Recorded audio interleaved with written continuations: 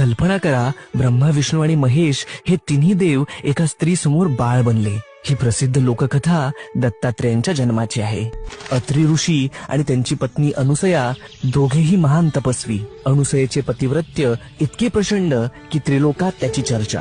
एकदा नारद मुनींनी त्रिलोकी फिरत असताना देवलोकांमध्ये अनुसयेच्या पतिव्रत्याची खूप स्तुती केली। ती स्तुती ऐकून देवी सरस्वती, लक्ष्मी आणि पार्वती यांना मत्सर वाटू लागला। आमच्यापेक्षा कोणी श्रेष्ठ? त्यांनी आपल्या पतींना भाग पाडलं की जाऊन अनुसयेची परीक्षा घ्या।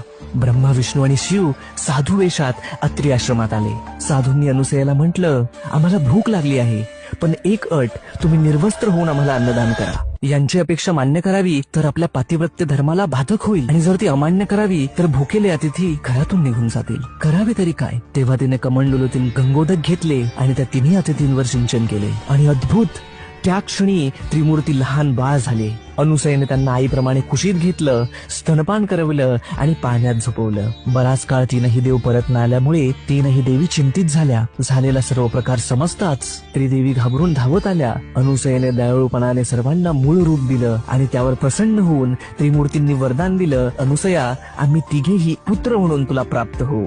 आणि अशा प्रकारे जन्म झाला त्रिगुणात्मक त्रयमूर्ती दत्त भगवान यांचा। श्री गुरुदेव दत्त।